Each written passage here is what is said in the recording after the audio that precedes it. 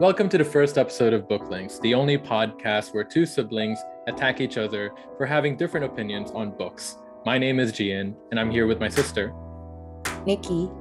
And in this episode, we will be losing our collective Jennifer L. Armentrout virginity. So she's pretty famous as a young adult or paranormal fantasy writer. But in this episode, we'll be starting with Storm and Fury. While her initial claim to fame was The Dark Element series, we decided to start with this one because it seemed to fit into our wheelhouse a bit better. And to be honest, the cover was beautiful.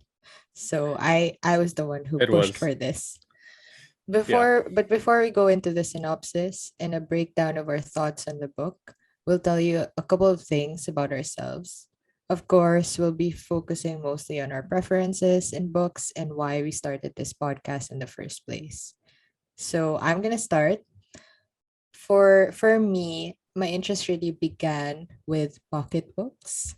My mom is an avid reader, and she wanted to make sure her children would be the same. So she got me all of the pocketbooks for classics. So really, like in the beginning, I only knew the shortened versions of all the American and British classics. So if I had to describe Little Women, it's really going to be short. Because which chapter there's who died again? Was it Beth? Beth, right? She doesn't even die in the book because it was for children. Wait, so that wasn't included. So in the pocketbook version, it's basically fanfic. Like, that sounds like fan fiction. Like it's a very safe version for children. There's no death, and the siblings. Does that mean Joe and Laurie do get together? There's no such thing as relationships. No, but basically it really was incomplete. Yeah. And then I had a huge collection of Archies. I mean, when I talk about collection, it was also like just an obsession in general that I would make sure whenever I go out, I had to buy Archie comics, even though I just purchased. So I would make sure that I save money just so I had enough to buy for that, because my mom would have like allowances for us. And then the other thing is, I still can't believe you would use your allowance on Archie comics. You could have used it on toys, toys, yeah. You could have used it on toys, and you chose to spend it on books. I can't believe you would do that. No, because there were drawings. To be fair, that's still no, but it's not. No, it's not the same as like a comic book. You know, reading Spider-Man. That's a comic book in a way. Like, you guys have to stop arguing. It's just a book with pictures. It's not a comic book. It's great. It's great for anyone who wants to start reading and really just wants to wade their way into it. Start with that, because even comic books, I mean, they're intimidating. No. The worlds are so huge. Archie comics, it's consistent. You know, I'm glad that you mentioned that, because later when it's my turn to talk, I'll explain the first few books that I ever read, because they're very different from Archie comics. Yeah. Okay, so I'm going to continue. So my favorite genre is going to be my first love, basically. Of course, it's going to be classics because of the pocketbooks introduction. But really, it was crime and mystery.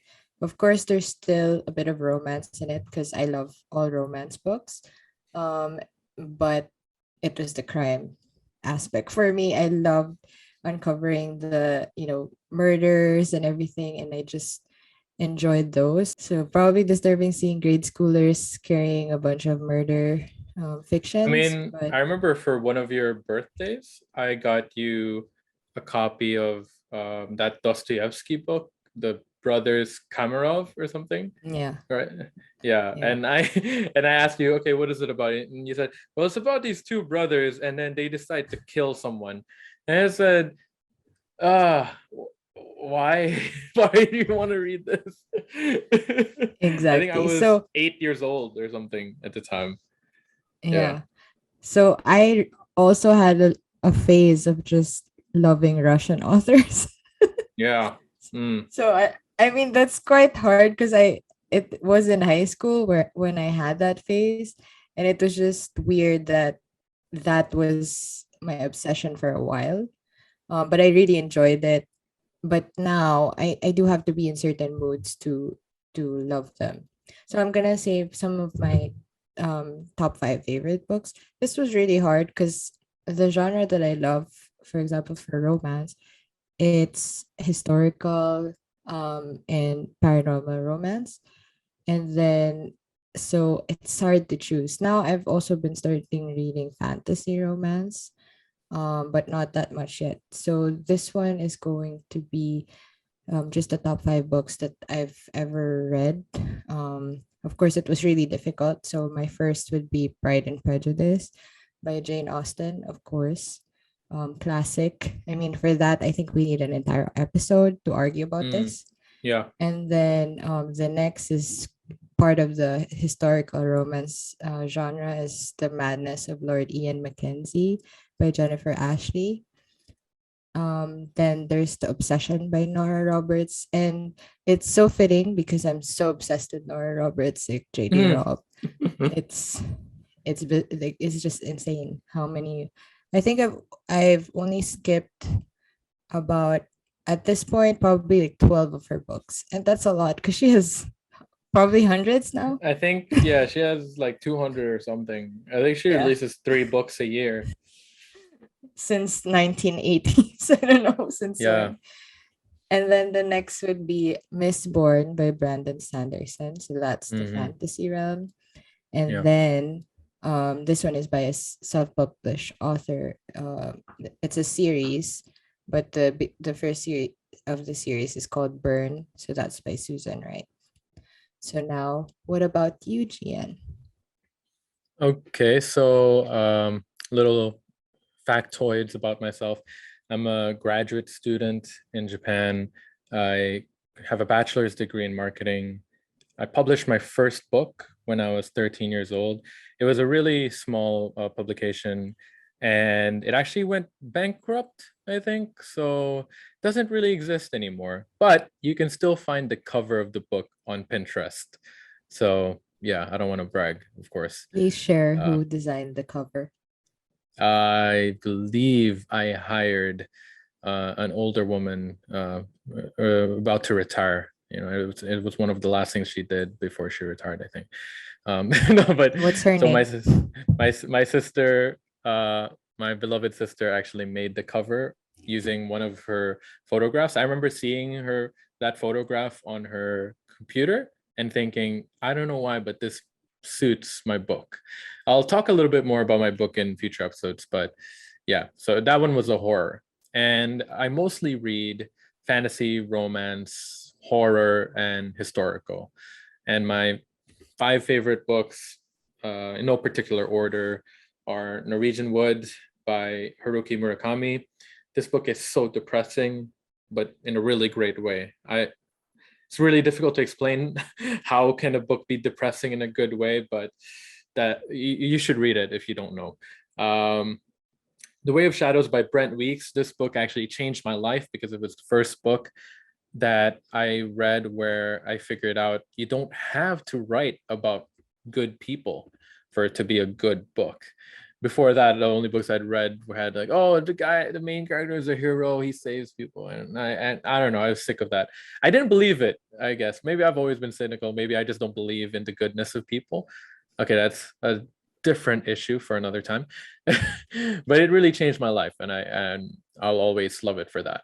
Then Lothair by Cressley Cole. Now this is a paranormal romance book, and I have read it, I think 20 plus times, and I hate rereading books. I really don't like rereading books because for me, if I have the time to reread something, then that means I have the time to read a new book.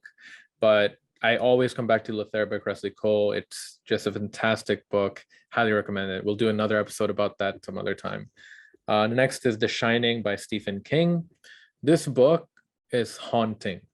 Like that, I mean, it is one of the classic horror books ever, and also a classic horror film. But it is a hauntingly good book, and I find myself thinking about it quite a bit. Then there's also Mistborn by Brandon Sanderson. So that's the one real overlap between the two of us. I also love Pride and Prejudice. But to say that it's in my top 5, I'm not sure, especially because I haven't reread it or thought about it as much as I have for these other books. But again, it's still a fucking awesome book. So what should we discuss next? Oh, okay. So earlier I mentioned that starting with pocketbooks is not what I did, and I didn't use our allowance on books. So I actually really He hated used reading it. He used it on toy soldiers. toy soldiers all day, every day, and dinosaurs. Don't forget the dinosaurs. Like the combination of soldiers and dinosaurs, it just No, but works. That's the why, dinosaurs you couldn't afford with your allowance.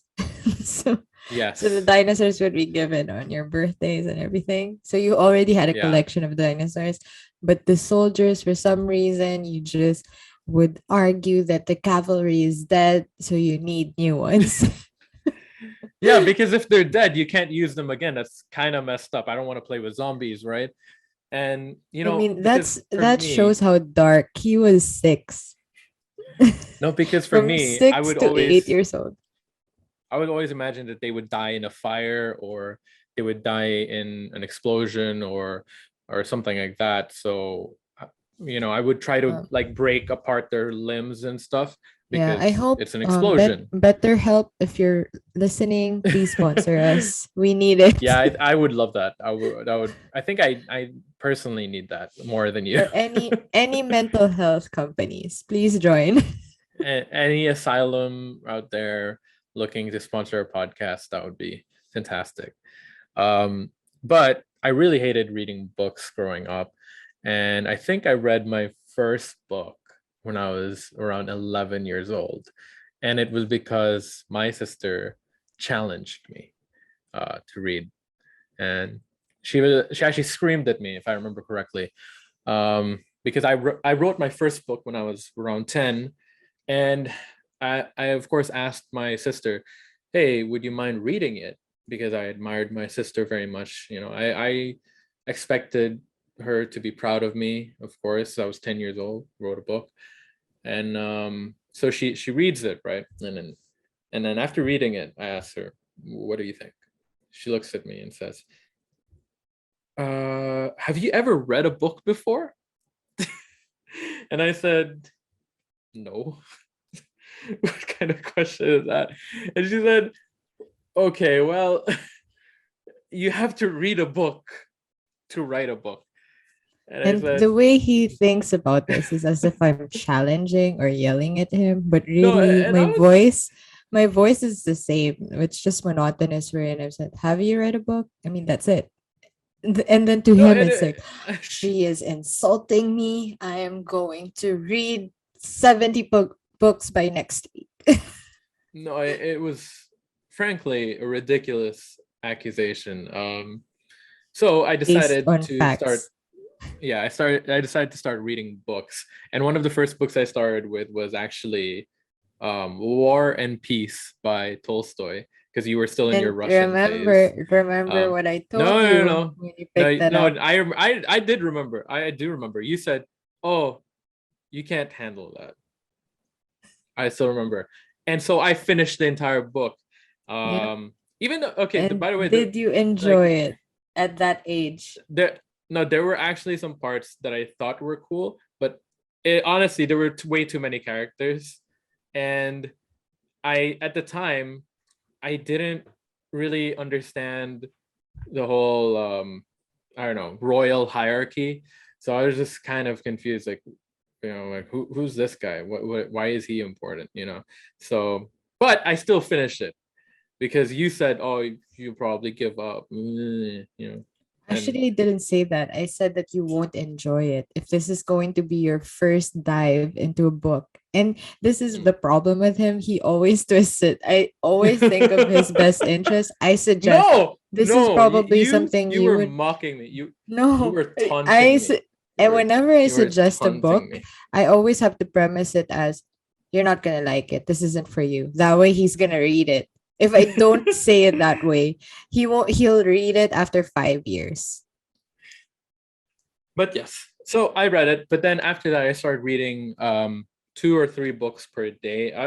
That isn't to say that I would finish 2 or 3 books per day, but I would literally read maybe 2 or 3 chapters of one book, go to another book, 2 or 3 chapters, another book, and then keep going back and forth, because I wanted to read as many books as possible so that I could finally write a book, and beat her at her own challenge. So I like to think that I proved her wrong, but the I like to unfortunate think that side he effect. still hasn't solved his mental illness, and The um, unfortunate side effect is I now this have is a to call read for help. constantly. Like, I unfortunately got addicted to reading books, and so yeah, now I read quite often. I honestly think we would be way more productive if we weren't readers because of the amount of Yeah, time we spend on reading. yeah. I actually wake up most days at 6 a.m. and then I don't leave my bed till 8 a.m. because I read a book from 6 to 8. Or yeah. So we're really the opposite. So I'm an insomniac. So after I finish work, I that's when I can really read. And I would read it in the evenings. Of course, if I start a new book, I'm not gonna sleep until I finish it. Hence the insomnia. But it's just a must. Unless I'm really exhausted, then I won't read a book at all. But it's very rare. Usually, I do try to read at least one book a day. Until now, I still do that. Whether it's even if it's just rereading something, I still want to Mhm. read a book. But the difference between my brother and I is for him, he can read multiple books at the same time. I can't, because I'll just confuse the characters, and at the same time I can't handle like not finishing a book and then starting a new one. So really, this is gonna be kind of our the podcast is really about warring with each other. Yeah. That might be a good subtitle to the Yeah. name of the podcast. But I mean, for me, anytime that I reach a part in a book that I don't really like, then I switch to another book. So for me, Mm. if I read only this book straight and I don't take breaks by reading other books, that's normally a pretty good sign. That normally means that I really like the book. Um, and For the most part, oh, recently I actually started listening to audiobooks a bit more, especially because I keep waking up at even earlier times lately. I keep waking up at 4 or 5 a.m. So whenever I wake up at 4 or 5 a.m., instead of reading a book, I just rest my eyes and I listen to an audiobook. Um, so the benefit is I get to rest and I'll probably doze off. The problem with that though is I end up dreaming the book, and Yeah. then I change it in my dream. So when I wake up, I don't remember what actually happened in the book. So then I read it like even though I've already listened to 6 chapters, I go back to the chapter I started on and I'm reading. Okay, I'm like, oh, that's the difference. All right. Yeah, so this So is also going to be like a future topic. Do audiobooks count as your as reading a book? yeah, So that's going to be another episode for sure. yeah. Yeah. But as we mentioned earlier, in this episode, we will be discussing the author Jennifer L. Armentrout. I hope we're And pronouncing that correctly. yeah, So I'm I just going hope to it's call her not like Jen. French. Yeah, I hope Yeah, it's not like Armentrout. French. Armentrout. Armentrout. Yeah, Armentrout. Right. We're just showing off how uneducated we are right now. But yeah, so Jennifer, or JL. So we're going to be discussing Storm and Fury. And so let me read the synopsis real quick. Should I use my trailer voice? In a world, that sort of thing? Or should I just use my normal voice? Okay. Just use your trailer voice for sure. 18-year-old Trinity Marrow may be going blind, but she can see and communicate with ghosts and spirits. Her unique gift is part of a secret so dangerous that she's been in hiding for years in an isolated compound, fiercely guarded by wardens, gargoyle shapeshifters who protect humankind from demons. If the demons discover the truth about Trinity, they'll devour her, flesh and bone, to enhance their own powers. When wardens from another clan arrive with disturbing reports that something out there is killing both demons and wardens, Trinity's safe world implodes. Not the least because one of the outsiders is the most annoying and fascinating person she's ever met. Zane has secrets of his own that will upend her world yet again. But working together becomes imperative once demons breach the compound and Trinity's secret comes to light. To save her family and maybe the world, she'll have to put her trust in Zane. But all bets are off as a supernatural war is unleashed. Okay, so let me start with my thoughts. I don't know, actually, let me mention a couple of things that I discovered when I was researching the book a little bit and the author. So at the start of the synopsis, you see 18-year-old Trinity Marrow may be going blind. And then in the book, it's revealed that she has this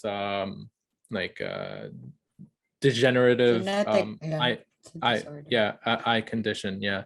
And it's a real condition that the author herself actually has. Like the author is suffering from the same. I figured because it was very specific. Like it was so. It was very specific and very exactly. The descriptions of it were incredibly real. So and the you could author feel actually the torment of the character. Yeah, the author actually discovered that she has this that she had this condition back in 2015, which was right before she wrote this book. So I think that's the timing. Ever since then, she's become really passionate. She's become a really passionate advocate about this condition. So I honestly gotta respect that. That's really cool. I love that she included that and that she gave that to the protagonist. You know, it's I think we don't really see that a lot, especially in young adult fiction. We normally see a lot of, I mean, we tend to see more or less the same problems, you know, like, I mean, in Percy Jackson, for example, the problem, again, I'm doing, for anyone listening to the podcast instead of watching the YouTube version, I'm putting air quotes here. The problem with Percy Jackson was that he was dyslexic, right? You know, Harry Potter needed glasses, you know, that sort of thing. But Trinity is going blind. She cannot see. She throughout the entire book, she's running into walls. She's tripping all over. It's really serious. They don't treat it with humor. The author takes it quite seriously. So when I found out that she's suffering from the same condition, a lot of it made sense. Yeah, because even the vulnerability and how the character was struggling with it, it was so descriptive and you felt her torment because especially since she's trained to fight as well, which you're gonna find out early on in the book, but she just uses her other senses and then she memorizes because she's been in that compound for years, so she understands it. But if you take her away from that, that's when she's really vulnerable, and you see the author delve into that and explain what she will miss the most when it's quite heartbreaking when she talks about the stars, and I really felt for her. It's like, oh man, actually, so that's why I thought, okay, this author has to have some experience, or like a close you know, a loved one has this, because it's just so, like, it's just written so well. But anyway, there's not a moment where I feel as if she's just doing this to get sympathy, you know, because a lot of other books which target the young adult audience, the authors may or may not give the main characters serious conditions, but then I feel like because the doesn't have a personal connection to the condition, they can't depict it in how should I say, an accurate way, Yeah, and because also like even the internal struggle is just like, okay, I moved past it. I'm okay. So yeah, even you don't kind of you also forget mm, this supposed mm, impediment that the character has, because yeah, the next chapter it's like, oh, okay, I'm used to it. But that's not how it exactly, is. It's yeah, even throughout the three books that yeah, they explain that it's really her weakness throughout the thing. yeah. Actually, so the interesting thing is, so in the book, this isn't really a spoiler. The um, love interest, Zane, who is mentioned in the synopsis. So again, this isn't a spoiler. He is unaware of her condition, and the thing is, I was also unaware of her condition because I didn't read the synopsis. Because when my sister called me up and said, "Hey, I want you to read this book, and then we can talk about it," I said, "Okay," and I just download. I got the book and I ignored the synopsis on the back. Everything. I didn't look at But you anything. I do know didn't look in at the any reviews. beginning, no, in the beginning of the book, she had to kind of fight, No, no, and no. So in the beginning, she said that she had like she couldn't see, but I was thinking, oh, oh, because there it's must be dark. like some supernatural. No, no, there must be some supernatural reason why she can't see, right? Like she was attacked by an angel who This is like how you put the know light he of loves God comic in books. her. Yeah, no, no, no, or Supernatural, the TV show, So I thought like she's attacked, and then she's like her retinas were burnt out by the glory of the Ark of Covenant or something. I was super, and then later on, when she finally gives it a name, I was just like, wait, hold on, that's why she's blind. That's why she can't see, and it a lot of it made more sense. I was like, oh yeah, okay, well, okay. Now I kind of feel a little bit stupid. A little bit stupid. Well, for me, I didn't even read the full synopsis really. So I also didn't take notice of the fact that she may be going blind, but it was pretty clear in the No, beginning. I knew that Like she was going every blind. I just thought there was a supernatural reason for it, you know. I thought like she you was thought like, there was some spray or like some kind of ray that yeah, broke or her. or maybe or maybe she's like some half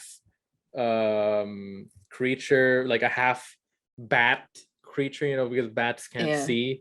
So and there was a But part where she said like, oh, she just listened to figure out where a demon was, and I was like, that's some bat shit right there. Like that's oh, yeah. she got the radar, you know.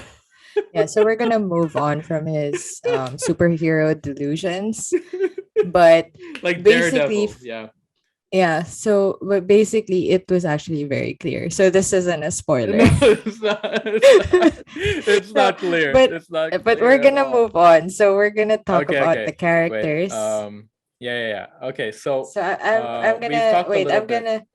I'm gonna just say the names, and then we'll just each have a reaction to the characters. Yeah. And this is gonna be short because I mean it's our first episode, and we I can already tell this is gonna be a long one. It's just very hard to summarize books for us, and that's why, I mean, we hope that you enjoy this and you have a similar interest in us, where you just have to talk out what you've just read, whether it's great, it's good, bad, all those things.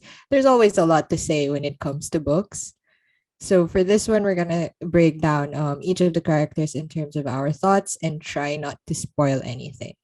So for you, we're gonna start with the heroine. So Trinity Marrow. Uh, weird name. Weird. I'm like, really? Marrow, Bone like marrow. Like bone that's marrow, bone all I marrow. thought of. Yeah. And Trinity. Okay. All right. Yeah. So weird name. She's pretty cool. I like her because she is such a teenager. I like her because she is not just like, I want to save everyone. I want to save this person, that person. No, she's Mm. more like oh, I could have saved that person if I just killed the killer. So what do you think about Trin Marrow? So Trini Trini. is just a lovely teenager. So the problem that I had with her, because I haven't read teenage romances or any type of teenage books in a while. Like if I- even in historical, the main characters are not the teenage characters. Or classics, you usually see them age. So this one, I was hesitant because I knew, okay, this is gonna be those teenage acts. Like I've graduated from that. Like Mm, we're moving on, yeah. but because I'm the opposite of don't judge a book by its cover. I'm gonna judge it by books by its cover, and Hmm. it's really great. So I had to pick this one up. Yes. And I was pleasantly surprised by her character because Hmm. she it was real. Like she had those typical teenage angst, like very self-absorbed in that sense, but she wasn't unlikable Mm, about it. So mm, usually I really hate that. I would hate that when they just go on and on about themselves. But this one, it had like a mix of funny. mm, You could tell the sense of humor of the author. Sometimes it became too cheesy, like really immature. But hmm. for the most part, because I really had no expectations coming into this, so I quite enjoyed her on the first book. I mean, there's gonna be a spoilers for that because my brother hasn't read the other two, but I just had to because after the first book, I was like, okay, I need to know.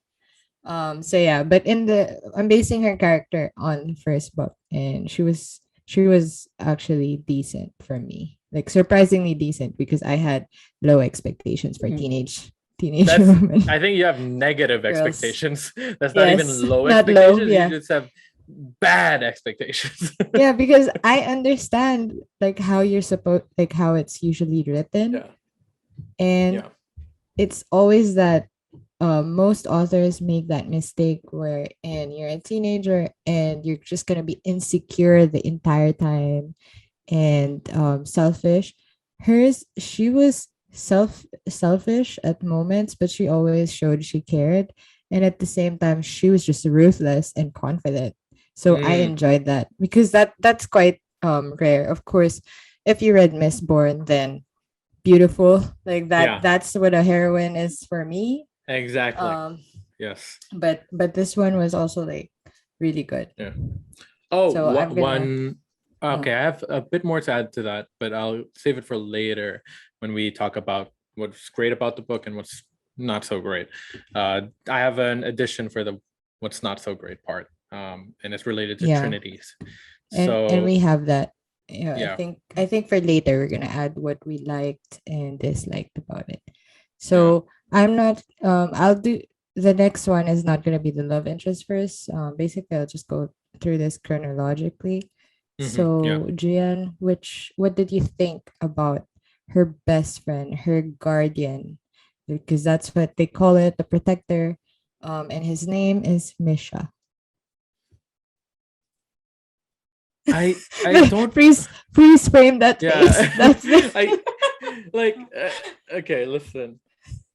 Where are they supposed to be from? No, because okay. exactly. I thought Uh, this the entire book. It's like one of those books like what is the see, weather?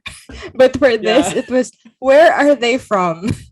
Yeah, see, okay, so my sister and I, we've talked about this before. The problem with Sarah J. Maas is she doesn't know geography or weather. And There, like that yeah, other booktuber's theory was yeah, she might be a flat earther because apparently, you know what? That's a different topic. But I think so. At least based on this book, I think Jennifer L. Armentrout, the great author, needs to work on her naming because okay, so we have Trinity. We have already yeah. said a lot about her name, but Misha is so Yeah. he's Russian. Does he have Russian Yeah. descent or Eastern Exactly. European descent? But then the description I mean, it makes it seem like he's all American. Ain't nothing Exactly. I wrong. thought of a all-American footballer, but I was just like, Yes. but he has a Russian accent. That's what I Yeah. kept thinking the entire time. No, it makes it seem like he's kind of a Russian spy. He's like, no, let's throw out the good old pig skin and then steal the nuclear arms codes or something like that. So that's a bit weird. Okay, as a character, um, he's okay. He's a bit milk toast. There's not. If you ask me right now, is there a defining moment for like for example, when I think of if you give me the name Trinity, I think, oh, badass, strong heroine, funny, blind, right? There are a lot of things I can say. If you ask me I'm the about Misha, opposite. I really, like think if you ask of me about Misha, I have no idea what to say, because I'm just like, oh, he was he no, I had mean with the the name hair. association, I always thought she's this badass stripper. Like honestly, that's what I thought. This is the perfect stripper name. Like I am she's so so cool. sorry to anyone named Trinity right now. I am actually sorry. It's the problem is the last name. Okay, it's Marrow is so fake. Yeah. Okay, yeah. So I'm I sorry, can't you hear this? And now we welcome Trinity Marrow. And then you hear the music from Magic kind Mike. I of mean, I'm dun, pretty sure dun, that's what you dun, hear. And then yeah, here comes Misha, the guard. yeah.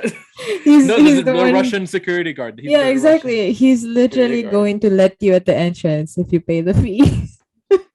Yeah, so okay, so I think this is a problem that a lot of young adult fantasy writers have. They give their characters the weirdest names. I mean, even even non young adult fantasy, like just young adult books in general, like that John Green book, Fault in Our Stars. One of the names of the characters was Augustus, right? Who's well, Yeah, that's supposed to be modern. I mean, that's supposed to be modern. even in the past, they're like Augustus. Are you sure, darling? That's not such a great name. I mean, That's something. I've met quite a few people in quite a few countries. Never, not a single Augustus, not a Wait, single one. seriously? Really? No, Augie? Gussie? Oggy, Oggy, You Oggy, haven't Oggy, heard that? Oggy. you know, No, but um, but that's the thing. And now we're gonna move to the next one, and you're gonna be even more confused by the name. yeah. Oh Because God. I just want to know which world are we? This is the problem with fantasy writers. This is the trap that they fall into Yeah. because they have this intense world building, so they assume you have to pick these exotic names or different things, but it's just, when you pronounce it, and especially your readers are aware of these names, maybe not such a good thing. Like, you might as well just make it up. Yeah. But here is the next. I'm gonna say them at the same time because they're just side characters mainly, but they do play a significant role for the character. So it's Matthew and Theory or Theory. Like it really depends. Is which country are they from? Yeah. Because if he's French, it would be Yeah, it's Thierry or something. Terry, like something Thierry. like that. Yeah. Right.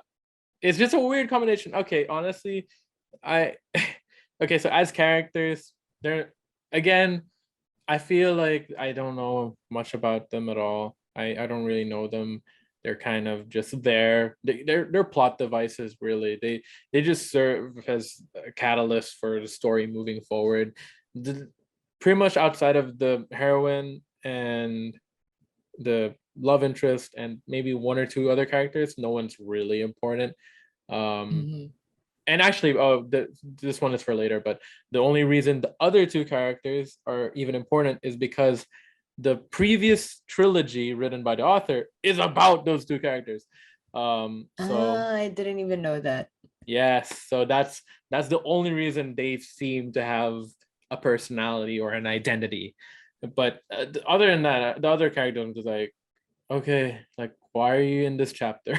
You know, I don't feel like the world is that fleshed out. Because if Yeah. you go back to the synopsis, it said like she was raised in this secret Yes. compound, right? But Yes. I can't picture the compound. Like when it comes down to it, does it look like a compound or does it look more like a town?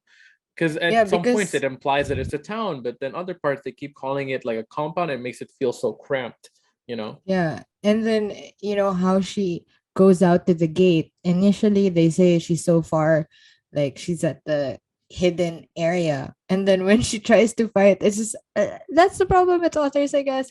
Um I mean, I'm sure it is challenging to really describe the distance. Yeah, But in this case, you don't actually feel that she's been in this compound, and that's the problem, like, because there's a lot of her backstory that kind of affects how she is today, but even then the author kind of forgets it as well.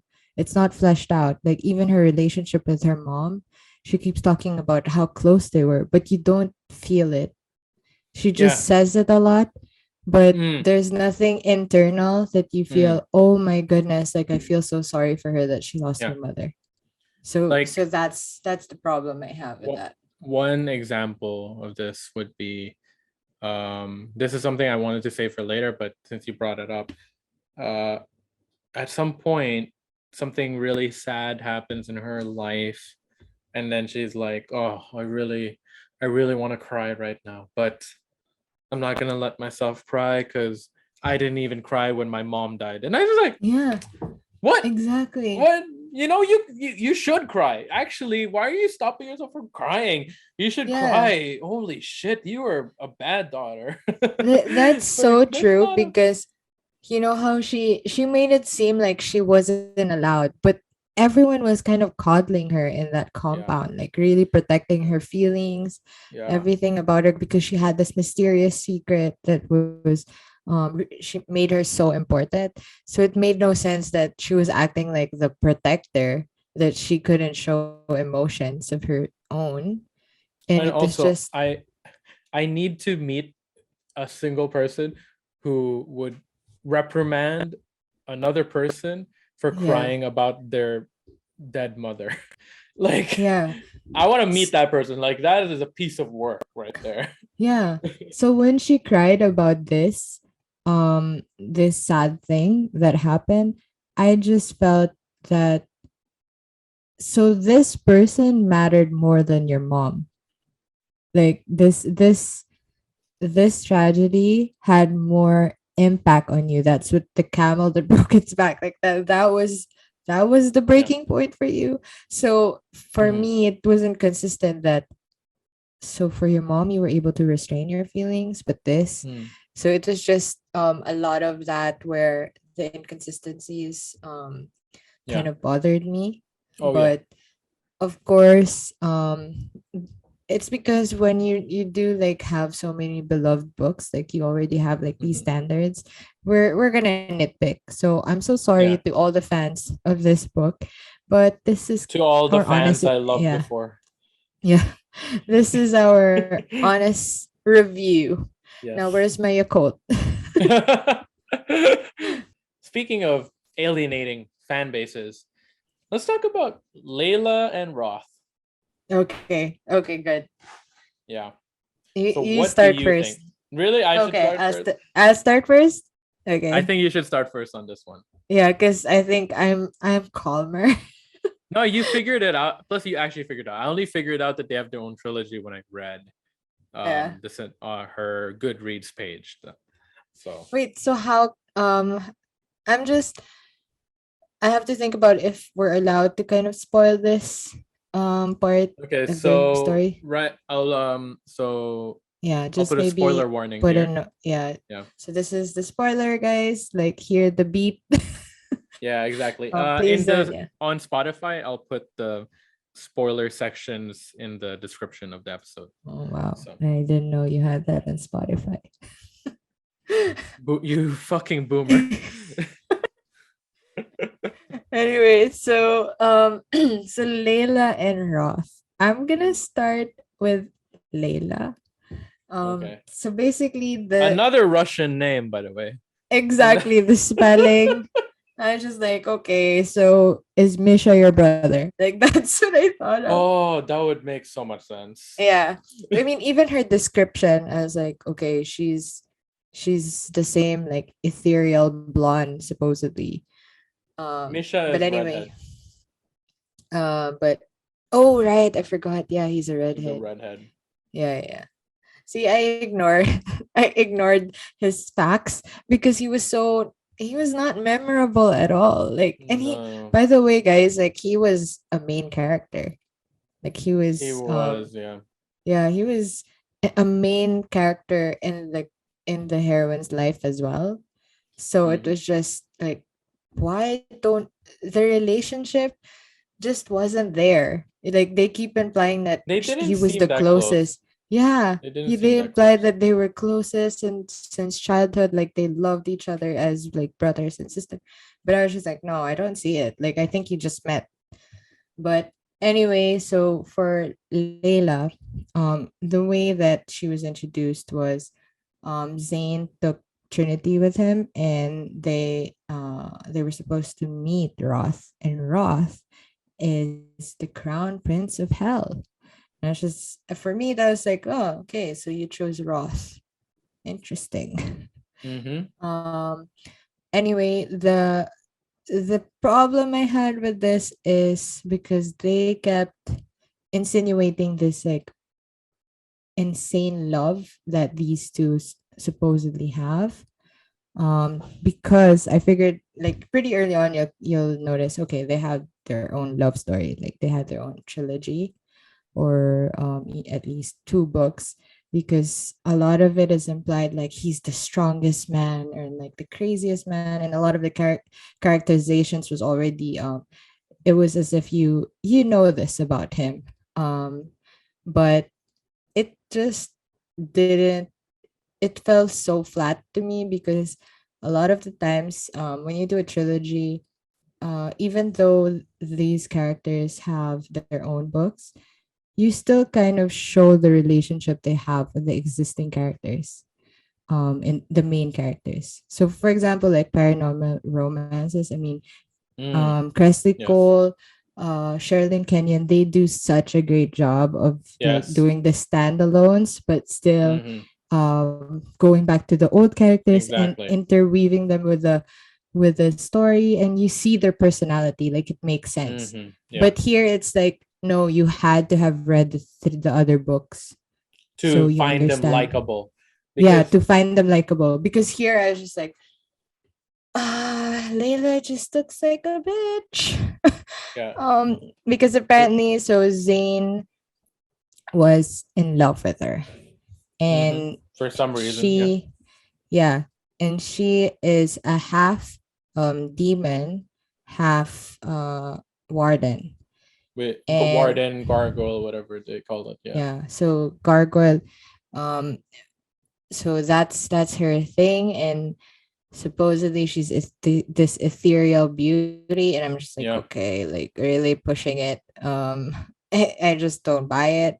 Yeah. Because for me, like when you find out what Trinity is, I'm just like, and Layla is supposedly like more descriptive about her looks. Like I mean, what Trinity is, it's impossible that no one is just walking around like staring at her.